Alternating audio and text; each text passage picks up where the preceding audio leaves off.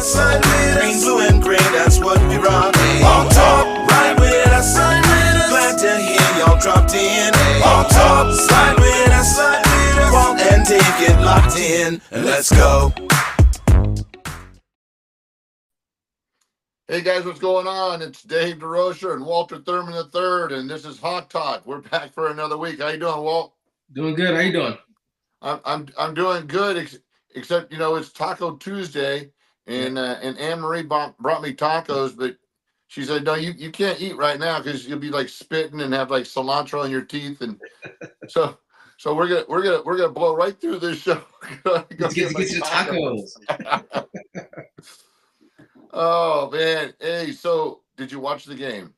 Did watch the game. Did watch some of the game there. Yeah. Yeah, boy. So we had our first watch party down at the Wild Goose in Costa Mesa / Newport, and Walt, we had about 50, 60 people show up. Oh, nice. Okay. For week one. Oh my gosh, it was a great showing, great vibe. We took over a whole portion of the bar, chanting, having a great time because it looked like we were going to take this thing home. Yeah. We had an opportunity to win the game, that's for sure. And then football happened. Then football happened as it does. Right? You're really never safe. If there's time on that clock, I mean, what Mahomes did it in 13 seconds. You know what I mean? There's time on that clock. You never know which way that doggone little oblong ball is going to bounce. So many variables. That's why it's one of the best team sports, in the world. Yeah. And it's because, how games kind of play out like that. We didn't come out with the victory, but there's some promise there though. There's still promise. Still early. There is some. The thing is but then it was a little disappointing. I was really hoping to get more out of the run game. We kind of averaged about 3.5 yards a carry, around that. No real standout. I looked at the grades, the PFF grades for offensive line, not great. We had a couple 80%ers, but our right tackle really struggled. I think he came in at 50 on pass and 40% range on run blocking. And we need better than that. And then of course, when you have a Bosa, they're gonna make a play, and he did at the end of the game. And he did make the play. He did make the play. So. Hey, we're going to talk some more about some Seahawks football. What I want to announce, man, is we got a couple of great guests. We have a good friend of the show, Nate Boyer, my buddy, Green Beret, and as everyone knows, was a free agent to the Seattle Seahawks. And we'll talk more to him about what he's doing. He's got a great event coming up in Seattle. We need your support on 12s and everybody up in Seattle. And then we have Sean, who is the mascot coordinator for Blitz. He's going to come and talk about all the things that Blitz does. We see him on Sundays, but there's so much more to our mascot than that. And Sean is the one that handles all of that. And we're going to talk to him about what's going on. And we're going to hopefully get Blitz over to Nate's event and all of that kind of stuff. Yeah. So you know what? Hey, let's bring Nate in, and we're going to talk some Seahawks football. What's up, guys? What's going on, buddy? How you doing? How are you, man? How are you, Dave? How you, Walt? Doing good. Yep, we're fantastic. And then we got is Sean in too? Sean, there you go. What's good, guys? How we doing? We're good. Now, hey, Sean, have you ever met Nate? Nate and I have met kind of briefly during the course of his career with the Seahawks. I definitely have bumped into him while hanging out at VMAC. For sure. I mean, I met him in the costume more times. You know what I mean? I met Blitz more than I met Sean, right? Can we say Blitz he's a piece of work. He's all over the place, man. I haven't had the pleasure to have too many conversations with Nate myself, so happy to be here. I'll tell you that. Yeah. So I unfortunately, I think Blitz is at another event right now, and Sean's filling in and is going to give us the rundown. Literally, we are in the middle of day one of our Kicks for Kids scoot across the state of Washington. We scooted 56 miles today at a blistering pace of 19 miles an hour from the Idaho border all the way through Spokane. And Blitz is in the lobby kind of doing a meet and greet with some of our partners right now. So I was able to break away come up here chit chat for a little bit with y'all. So it's are these electric scooters? yeah. So we literally have a 408 mile track that we take, and it's broken up into 13 different segments because we can only scoot about 30 something miles before we got to swap out batteries. So we swap out batteries and grab a quick snack, and then we hit the road. So you have like Blitz is scooting, myself, and then we have a pretty cool group of influencers that kind of scoot along with us, helping us spread the word and getting people excited about making donations and putting shoes on kids' feet. Well, talking about doing cool events and donations, and Nate, you've got a big event coming up, and we're gonna hopefully try and coordinate Sean to get Blitz over to your event coming up on the 15th, right? Yeah, that would be awesome. Yeah, we got a golf tournament scramble for MVP, for emerging vets and players. Love it. I know we've talked about this on the show before, but for those that don't know, MVP bring together veterans and athletes and helps them find purpose and kind of that new identity when you transition out of the uniform, whether it's camouflage or jersey. We're there for you. So we've got we've had a Seattle chapter for a few years now. And this is one of our first sort of bigger events, a first year golf tournament.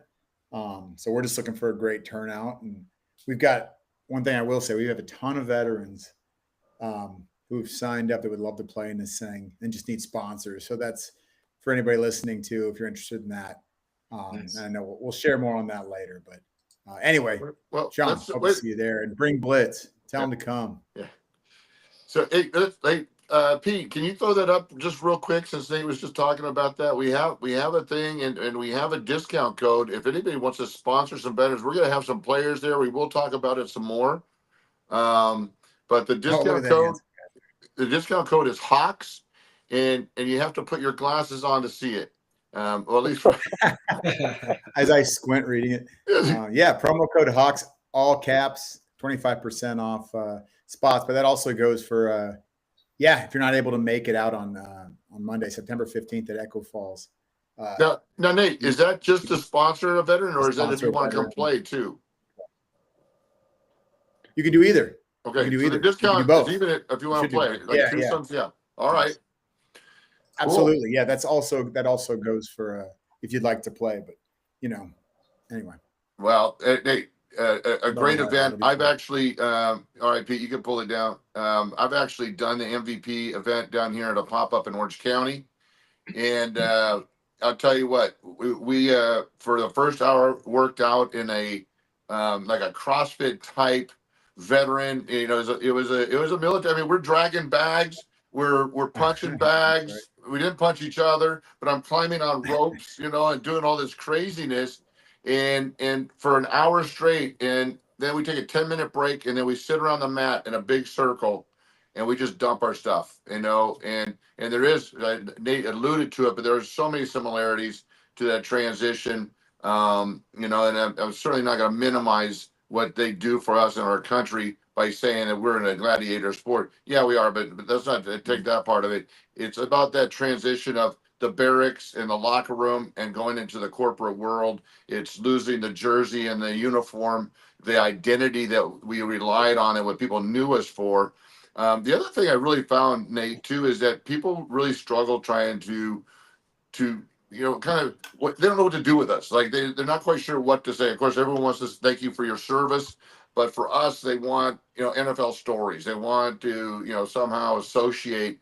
And I think at some point, sometimes we just want to be just a coworker, and just I mean, it's nice to be recognized for it, but we don't always know what to say. And that's what's great about your program, is we all kind of get together and we share those stories. And next time we'll get Walt out to one of those Totally. pop-ups. Yeah, because I mean, it is crazy. Like, well, first of all, there's such a mutual respect too. Like veterans look up to athletes a lot. Most of us, maybe not most of us, but a lot of us that served, like growing up, all our heroes were athletes. That's who we wanted to be. And playing at doing anything at that level is very, very difficult. It doesn't always work out that way. And then life takes you in certain directions. And, then you meet athletes later on and they have such a reverence for the sacrifices that were made and those that were willing to be made. On the veteran side. And of course, it's different type of sacrifice. And like, I appreciate you saying that, Dave, but I think we're a lot more similar than we are different. Of course, the battlefield and the ball field are separate places, but man, the camaraderie, the way we kind of talk to each other, the career ending pretty young, all those things are very much the same. So it's cool when you bring those groups together because you see athletes help vets with things they're going through and vets help athletes with things they're going through. And sometimes you wouldn't think that they have such a tight connection. Yeah. So now this is a Seahawks show. We got to talk. I got to get all your guys, everybody's input on the game. I don't know if well, I know Sean saw it. It's whether or not Nate had a chance to watch the game, but let's just talk a little bit. I would love first, Walt, give us your input on our defensive side. There's so much kind of expectation of the defense, really kind of holding us up, and there are some struggles in the backfield.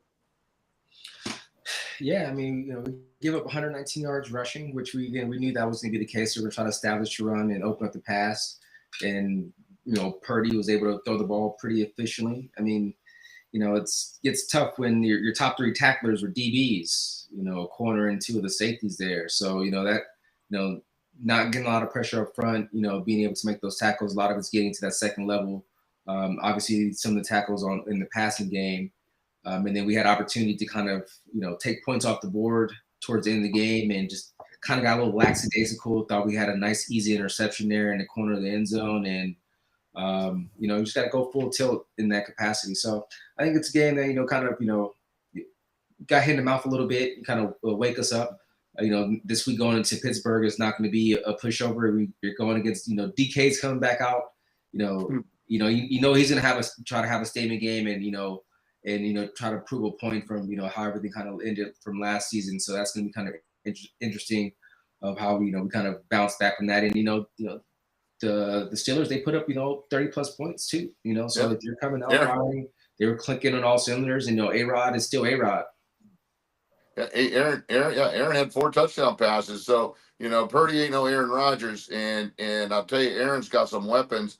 And Purdy did it with a depleted receiving core. Oh, yeah. So, we certainly have some work to do. Sean, what was it like being there? What was the vibe of the game? Because I'll tell you, the alumni game is usually that first week, and we have somehow figured out a way to lose that doggone game. I think for the last 3 seasons, we've lost to the Rams twice, I think, and the Cardinals once. What was it like at the stadium?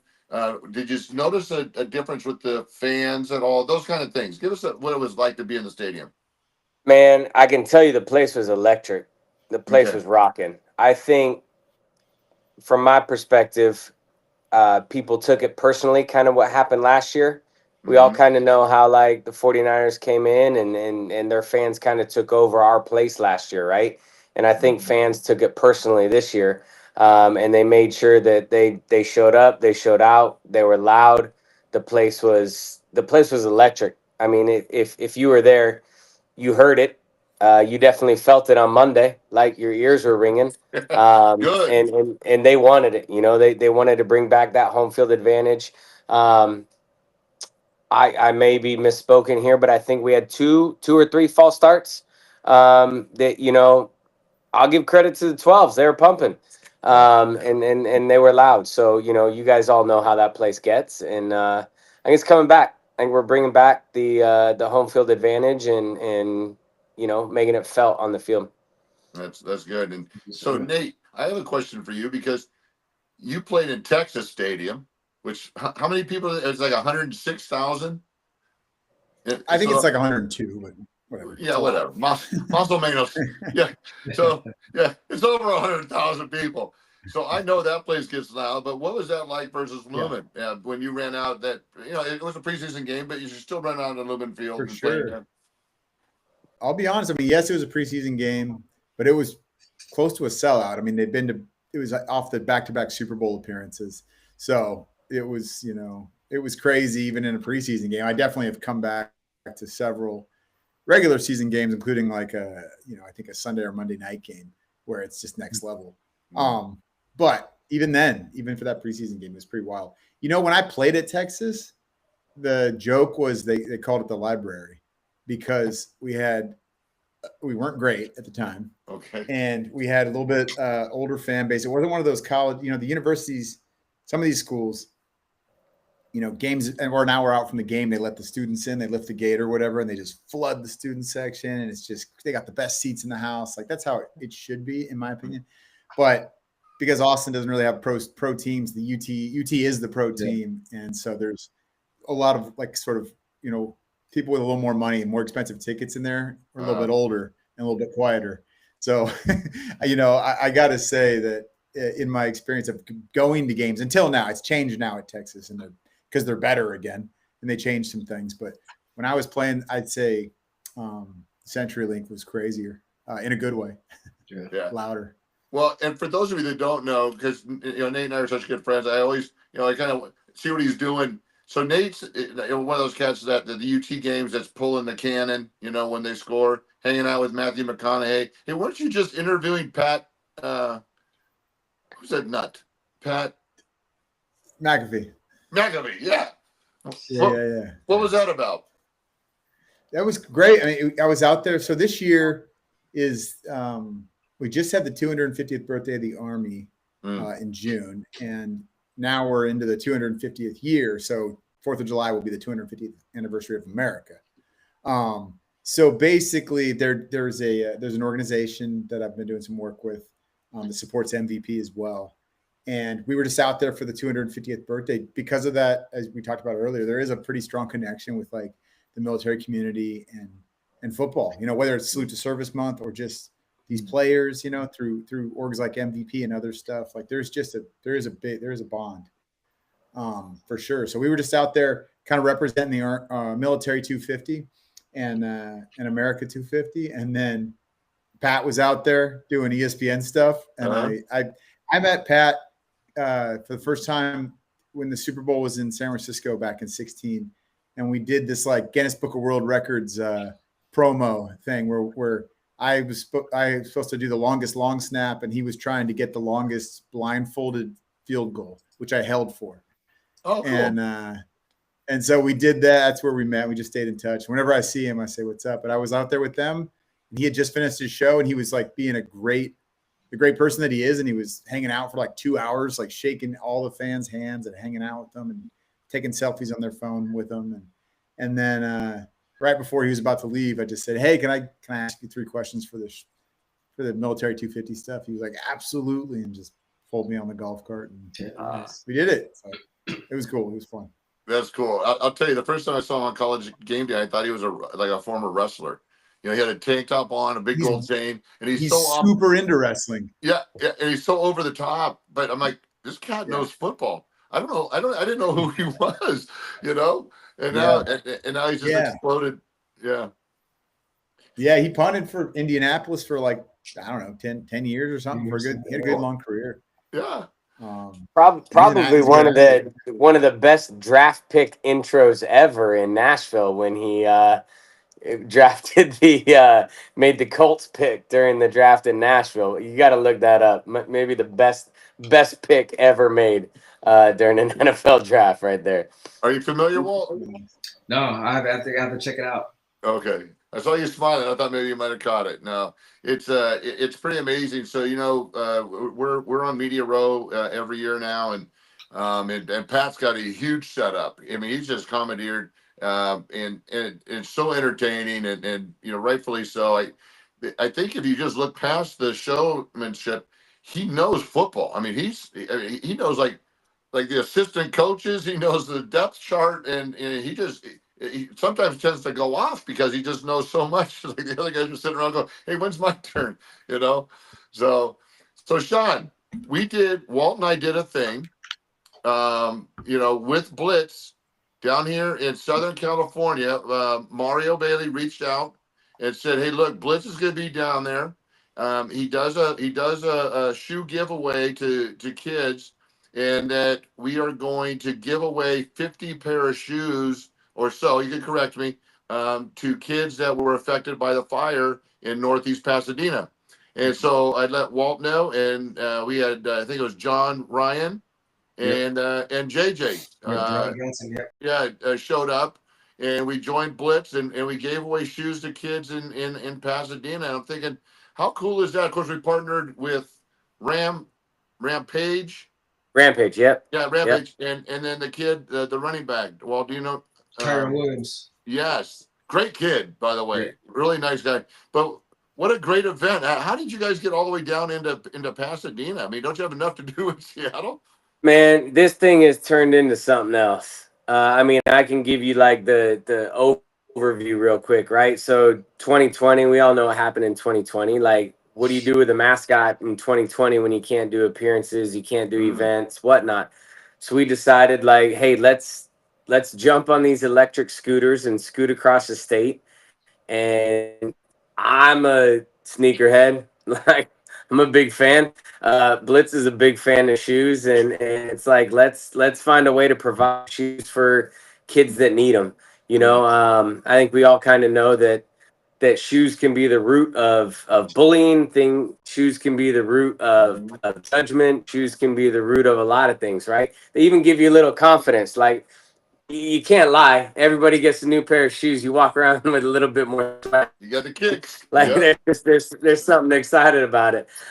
So we did it, and we did it 1 year, and it became so successful. And here we are, year 5, and we've donated just over 14,000 pairs of shoes, literally across the country.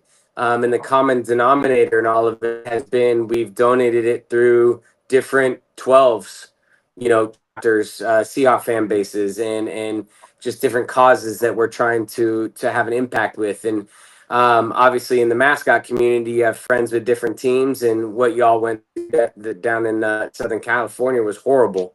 And it was like, well, how can we help out, our friends at the Rams, and how can we, just take a little burden off, some of the families that lost literally everything they had. And not to correct you, Dave, but it was 150 pairs of shoes that handed out to kids down there. That's what you're supposed to do. No big deal. No big deal, right? But no, we're continuing that. We're gonna do another one in Nashville this year when the Seahawks are in Nashville.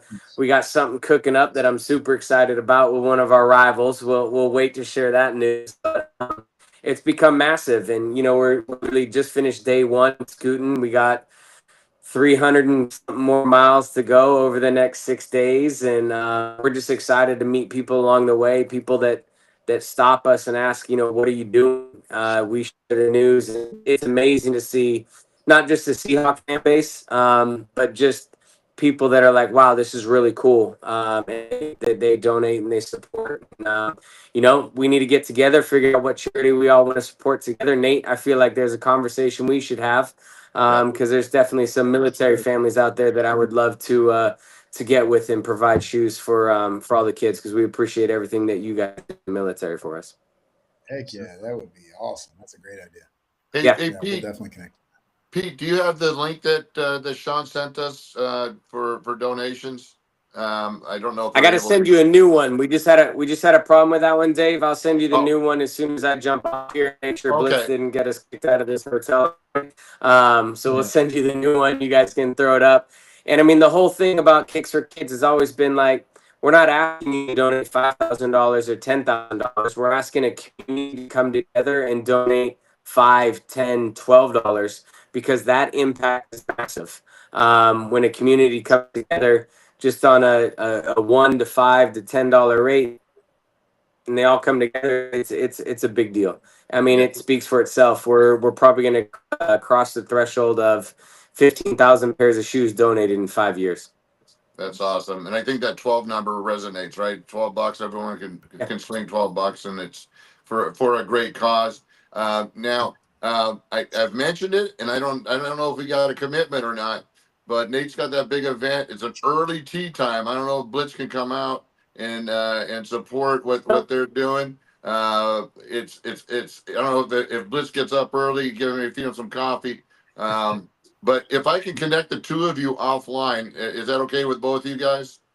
If you guys don't already have 100% right now. Yeah, We're literally scooting over Squamish Pass, heading Also, if we get a good tail, we might downhill once we get over the pass. So we'll be going like 22 miles an hour. So we can see what we can pull off and make it happen. But Nate, you got to scoot right into the golf course. That's it. You got to scoot into the golf course full speed. And, full speed ahead. Just do a hockey slide out. Come in hot. No, that'd be great. You can count on us for future years, man. We'll be there. All right, man. Hey, I know you got to get going. I appreciate you stopping by and hanging out. And anytime you want to hop on and tell us something, the next cool thing that Blitz is doing that we can support, let us know. Yeah. No, appreciate you guys. Thank you for the time. And obviously, Dave, Walt, thank you guys for coming out, man. It was awesome to have you guys a part of that. And I'm already looking forward to the next one. We can come down to SoCal, hang out with you guys, and some.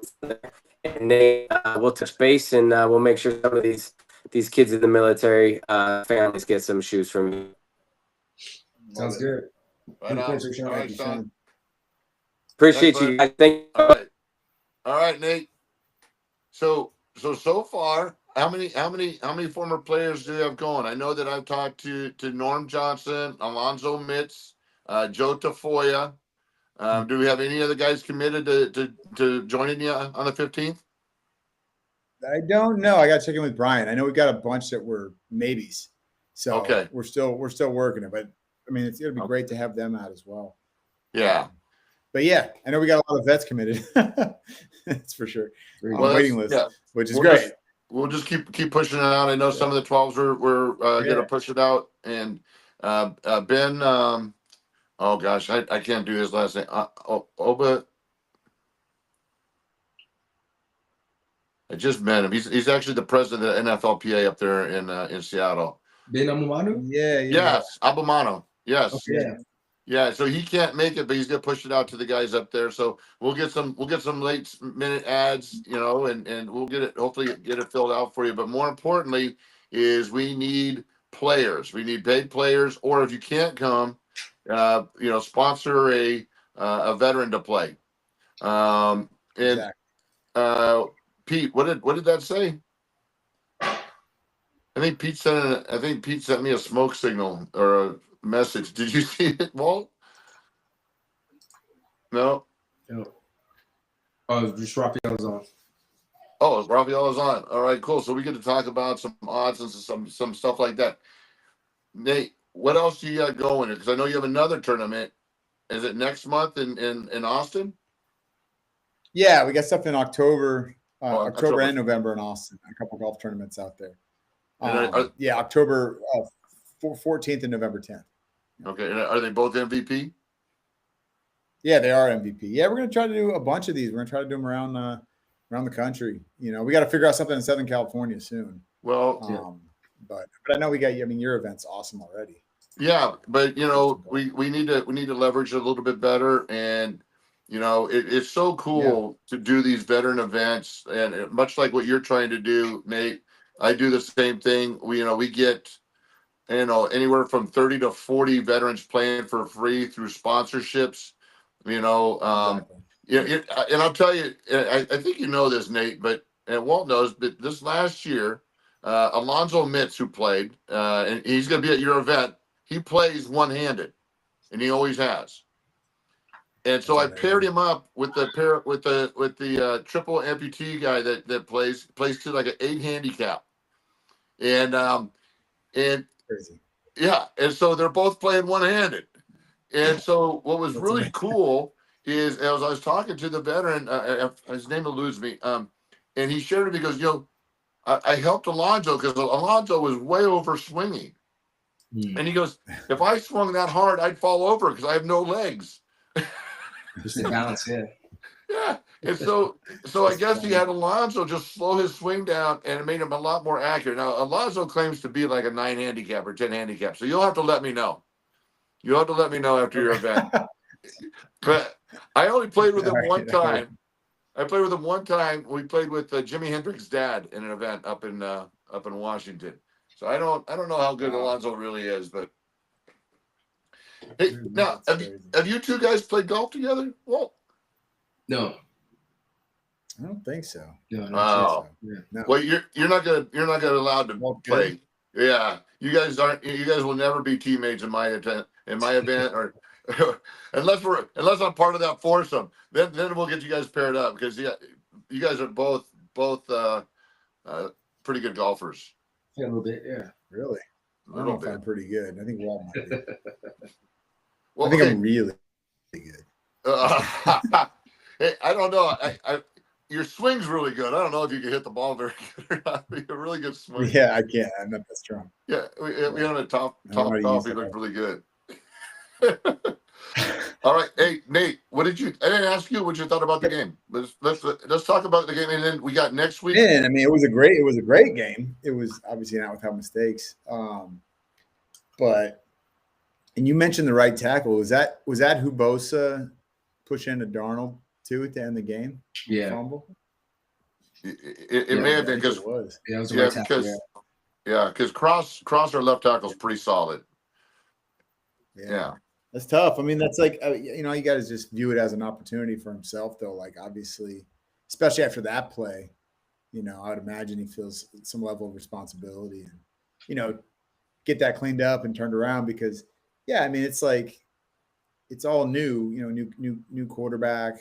And so it's game one. I mean, the Niners are obviously a very good, they're a very good team. Yeah. And you probably should have won the game. So, like, I mean, that sucks, but like, that's a positive as far as the NFL is so different than college. Like, not that you want to, but you can lose 7 games and make it to the Super Bowl and win the Super Bowl. You know what I mean? Like, college, you lose one like that to open the season, like Texas did against Ohio State. You can't lose another one. I mean, you can lose maybe one more, and it's like it has to be early enough, right? Yeah, it's got to be early enough, and it was against a good team, of course, but like, it's just so different in the NFL. So, obviously it's when you're streaking, and you got to win enough to get in the playoffs for sure. But I mean, they look like a good team. Obviously, the defense was playing. I mean, McCaffrey was working for everything he got. It wasn't easy. No, he barely. I think he was like at 3.2 yards a carry. That's low for him. And they gave it to him. He touched it. He had a lot of touches. I know he was over 30. Yeah. And so it's anyway. It's a lot of positives, of course. Like, it's just one of those things. Like, you barely win this game, and all those numbers just seem so different. And you barely lose it, and it's just you just analyze every little thing. Like every little thing. So now I asked Walt a lot about the DB play, and I know Rick Woolen kind of had some struggles, but then he comes back and makes some big plays, right? It's like just like the right tackle. We're all going to get beat, it's what happens. It's then how to respond to that. Like the kid JJ last night with the Vikings, who stunk up the first half, but came back that second half. It's like he never had a first half. Yeah, which made it that much more impressive because he's a rookie. First home game, away game, Monday Night Football in your hometown. You haven't played, and that's like pressure on top of pressure. And then to stink up the first half. I mean, you're sitting in the locker room going, no one's talking to you or whatever. But it come out. I think that pick six was even second half. Huh? You know what I mean? It was really the first. It was almost the first 3 quarters because I think that pick six was in the second half. I'm pretty sure. Like, you know what I mean? Like it was. Yeah. But his fourth quarter was amazing. I mean, it looked like Josh Allen the other night in his fourth quarter. Like, they just went off. And the same guy that ran a pick six against, he went back. He was covering Jefferson, but he went back at him and made some great throws. And ended up winning the game. I was going to ask, do you pay extra attention to special teams since that was your kind of your forte? So the reason I'm asking is, of course, we block a kick. It's pretty rare to see a field goal block anymore. These kickers are so doggone good. True. But to see a blocked field goal, to see them, shank one, which of course that's just on the kicker. But do you pay attention to that? For sure. I mean, I certainly more than I did before I played football or before I long snapped, I should say. But absolutely. I mean, those are big plays and they add up. Even like, even on punt, where you're not, it's not a play for points, but You know, the field position game is super important, and all those things. And I noticed last night in the Vikings-Bears game again when the Vikings blocked a punt, and the protection wasn't really bad. The snap pulled the punter off his line though, and I think that caused the block. So it's like I certainly watch that stuff because it really affects. I mean, kickers are hilarious, like Pat McAfee, you know, punters, kickers, but they're also crazy and head cases and like they're all over the map. So something's not. It's like a horse; they get spooked if it's not like perfect routine. You know, it can really throw them off. Hey, anybody that wears two different shoes, you know, if you any players wear two different shoes in a game, you gotta be a little off. Hey, now this is completely off topic, but what about the Oregon State? Did you see that game? Did it? And the snaps going over the guys' heads. No, I didn't see that. I know they made another big mistake before the half, I think, and they ended up losing that game. It was Oregon State versus Fresno. Fresno State, yeah, and the snaps were going everywhere, Nate. I mean, it was the punt, the really, field, and they're flying. And so you know our buddy Chris Rubio, right? Yeah. Yep. Yeah. Didn't you worked with him a little bit, right? Yeah, he was out here in the Valley up at Notre Dame High School, I think. I met up with him. So he's the long snapper. In case you don't know, Walt, he's like the long snapping guru. He actually has a whole clinic, and he's got hundreds of long snappers that have made it to D1 and some of the guys in the pros. So I text Chris, and I go, hey, bro, you need to get some of your kids to Oregon State. He goes, I have 2 kids there. I'm like, oh, shoot.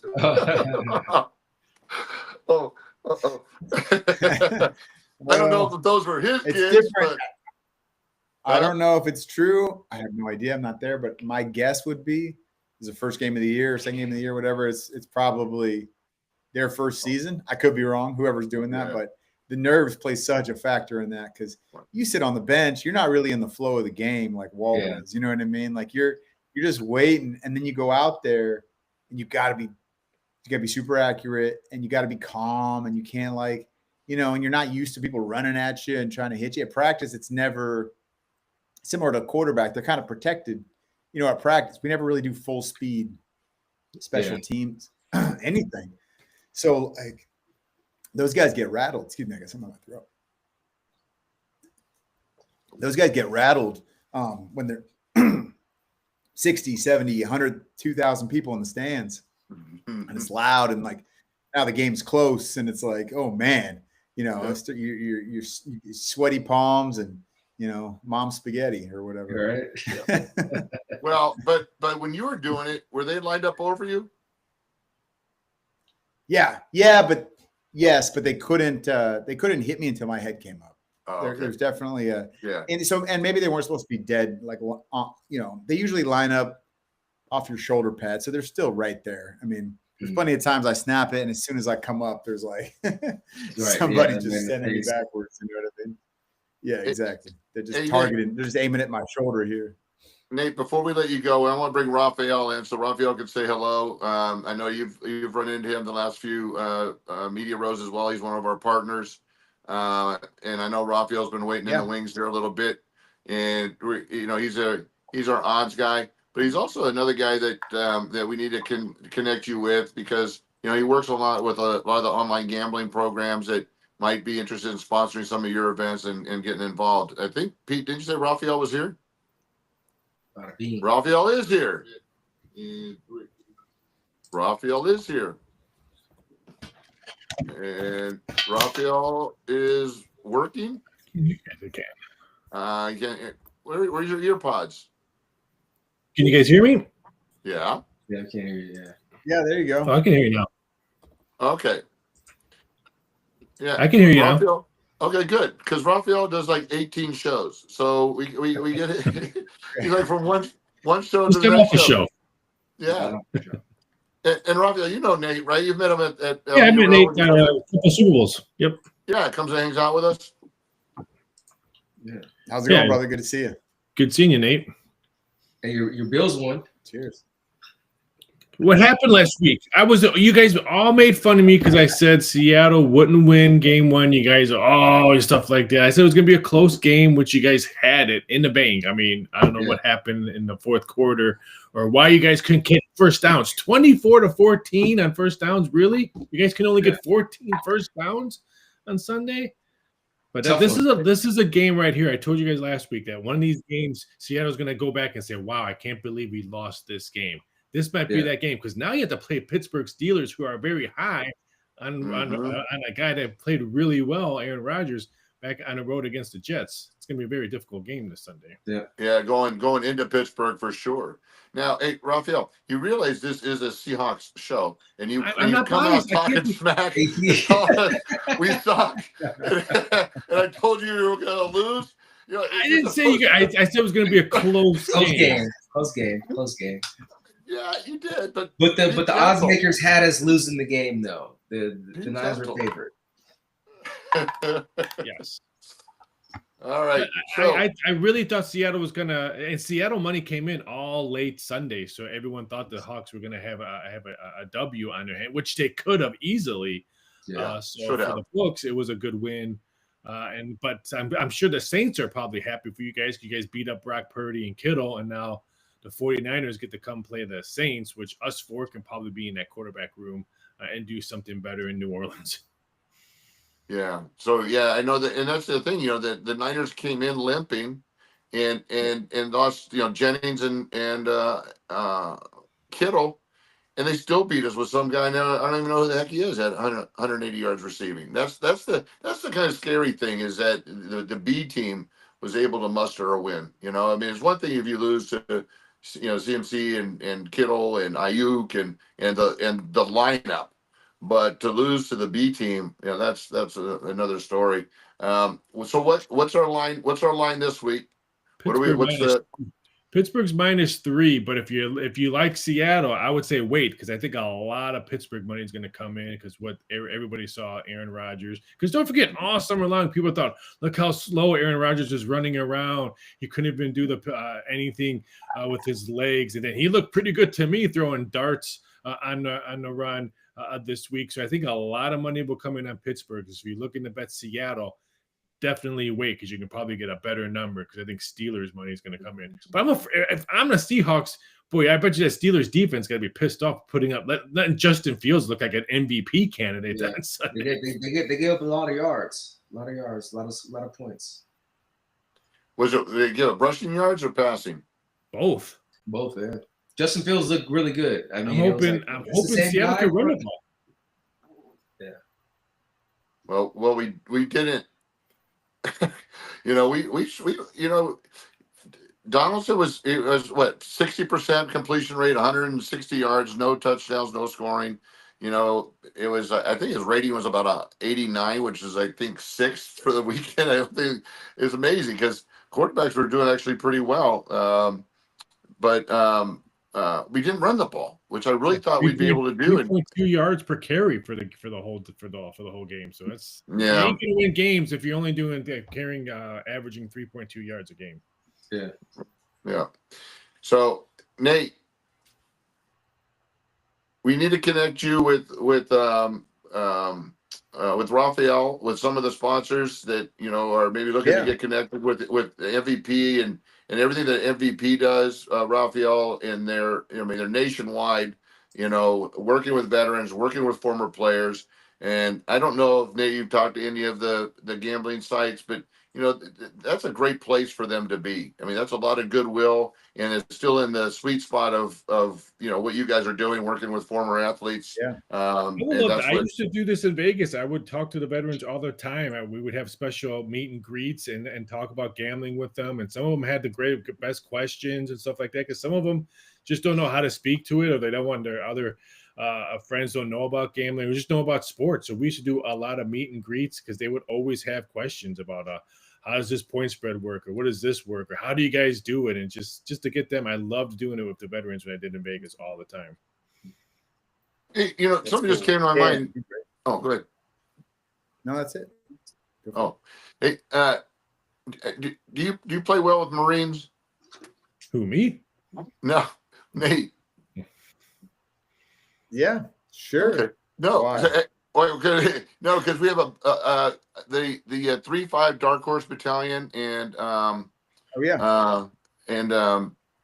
Mariners Church asked if I would come back down again. Walt, we did this last year. Last year. We went down to Pendleton, our church just outside of Pendleton, and we were on stage talking football to 700 Marines and their families. They had just come back from deployment, and they wanted to ask me if I could put together a few guys to come down and hang out with them and do the same kind of thing if you're down to do that. I'll let you know about it.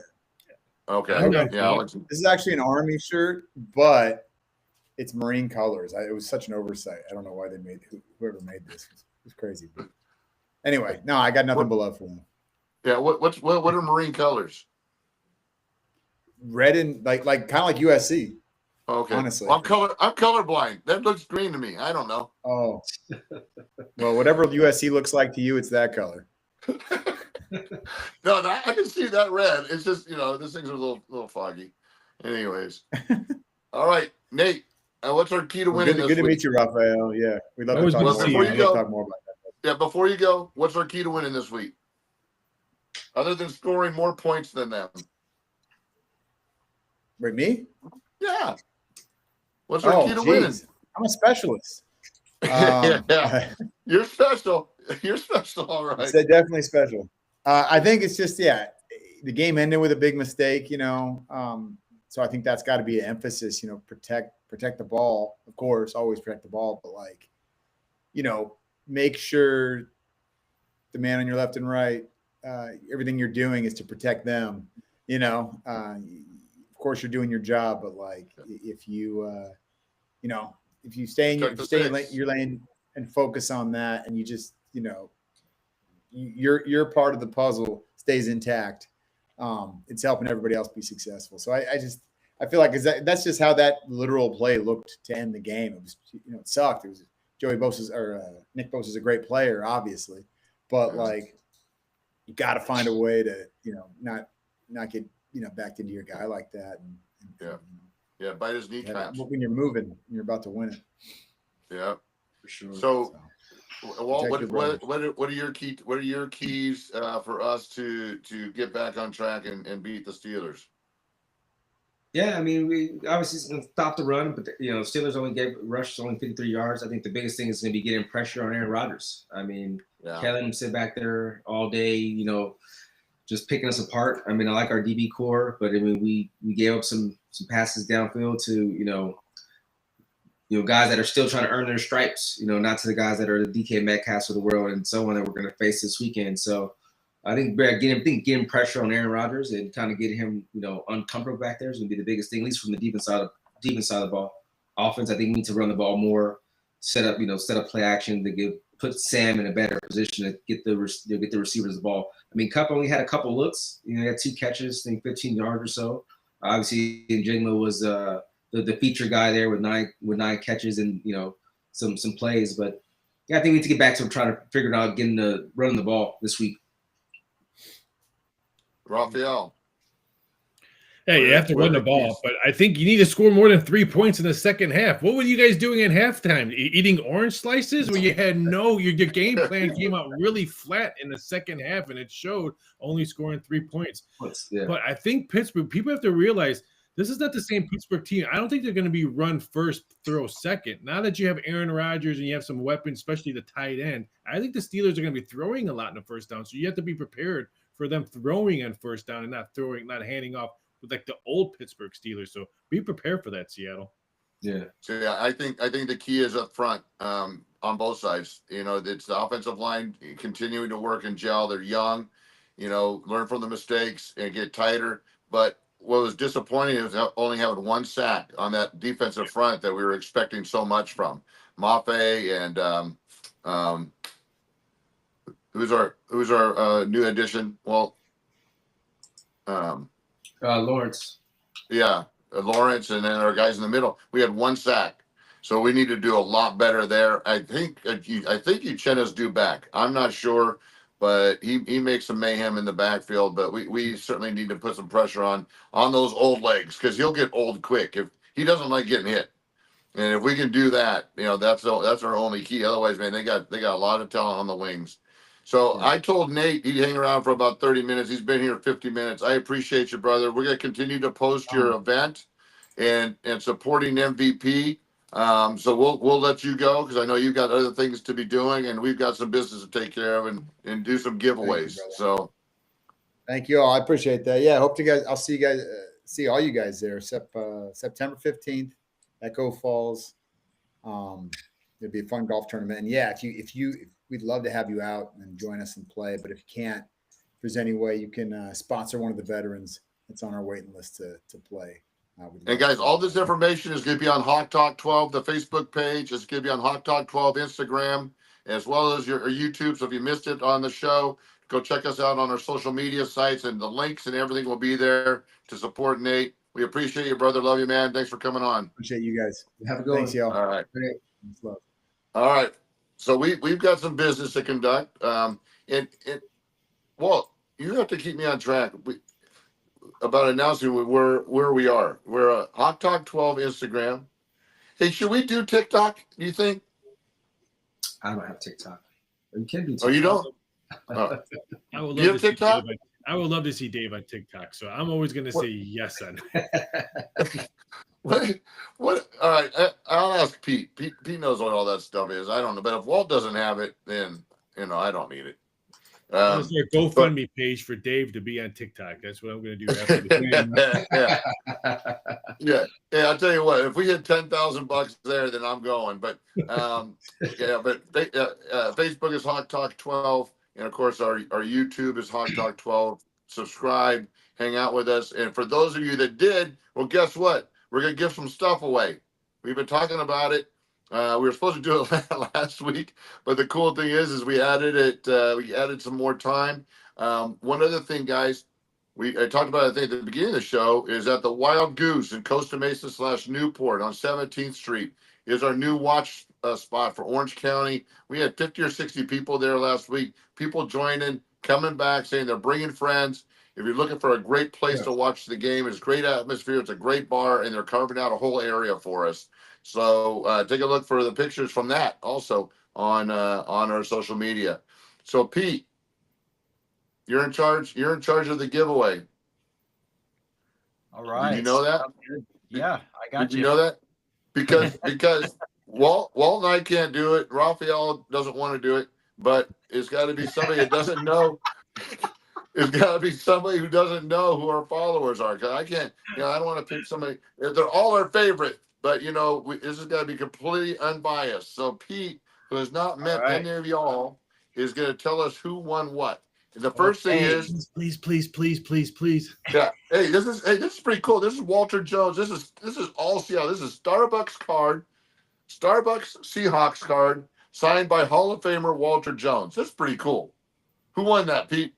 All right. So first off, hey, real quick, with all of this stuff, I mean, Dave, we're right under 20,000 views with all of our socials and different things for this month. So everybody's been viewing stuff. So it's been a lot of fun. Love seeing all of this stuff grow. Did you hear that, Raphael? Did you hear that? 20,000 views. You're welcome. It's because of me. It's all because of Ralph. So we're always eating orange peels over here. Anyway, so here we go. All right, so grand prize winner. I'm going to go ahead and show it on the screen, and we're going to announce all the winners on social media, on Facebook and on Instagram. So here we go. Our grand prize winner is Travis Lems. He's going to be on Instagram at @TraviLems_16. So let's give it up for Travis. All right, Travis. All right, here's second prize, and it is a Hawk Talk mini helmet signed by Walter and myself. This thing is actually really cool. So a little mini helmet, and that is going to who, Pete? All right, that is going to be going to Dommy Hawk 2025 on Instagram. So we'll be messaging you as well, and his name is Dommy Hawk. So I have you got a nickname for short. Who knows, right? So there's our second winner there. Yeah. So Dommy Hawk, that's cool, man. All right, and this Guys, we talked about Nate and he launched MVP Emerging Veteran Players with Jay Glazer. Well, what we didn't talk about is the fact that he decided he's never acted, he's never written, he's never directed, never produced. So he did all three things. He came up with a movie called MVP. It is a killer movie. I actually hosted it here. I rented out a theater. We invited about 60 veterans and their guests and about 10 former NFL players. There was not a dry eye in the house when this movie was over.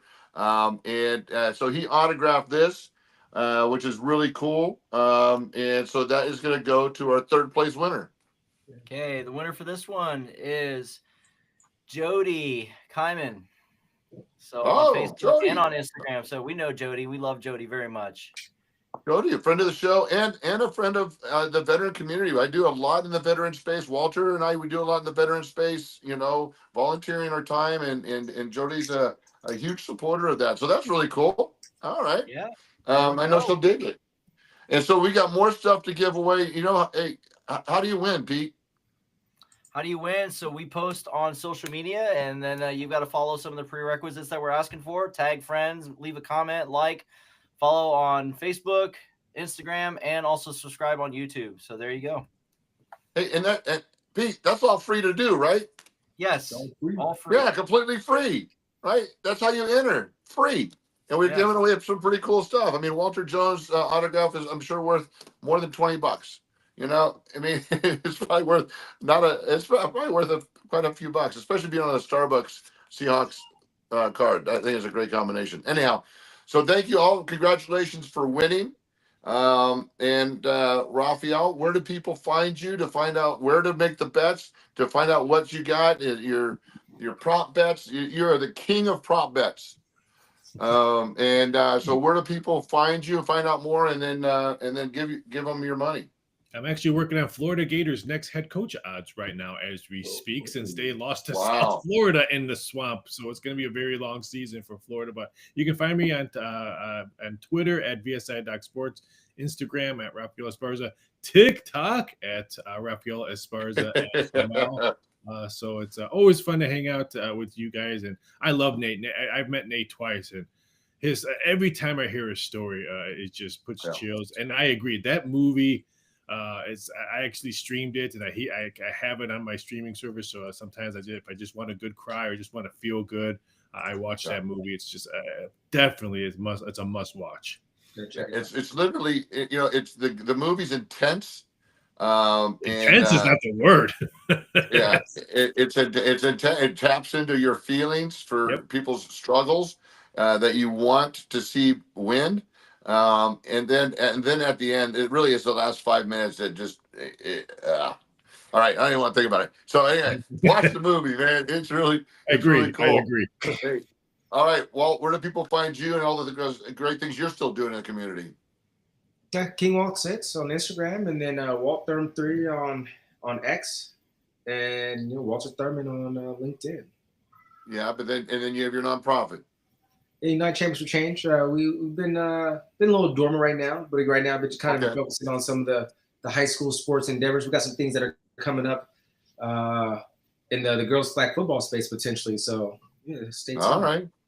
Hey, I'll tell you what. That has just jumped off. Now, and I don't know his name, but I got reached out to by somebody who is actually structuring, a former NFL guy. He's out in LA. Walt. And he has all the bases. He's been working on it for a good minute to start a professional flag football league. He already has teams. He's got league. He's got some sponsors. He's looking for people to buy teams. I think men or women? Is it both? It's I don't know that it's both. I think it's a professional flag football. I think it's a men's. Okay. But he would be remiss if he didn't do a women's, because they need a place. They need a platform to play, right? It's an Olympic sport this year, so it's only going to get popular. Yeah. Yeah. No, I think it's a great idea. Maybe we'll buy a team, because Walt's an expert on coaching them. We gotta check it out. I'll be a silent Yeah. Hey guys, thanks for following us. Thanks for hanging out with us for another hour. Congratulations to all our winners. And thanks again to Sean, the director of the mascot, Blitz. And, I think Nate gave it away a little bit, but, we got to love Nate. Thanks, Nate, for joining us and everything you do for our veteran community. And we'll see you guys all next week. Go Hawks. Go Hawks. You can say go Hawks, Rafael. Go Hawks.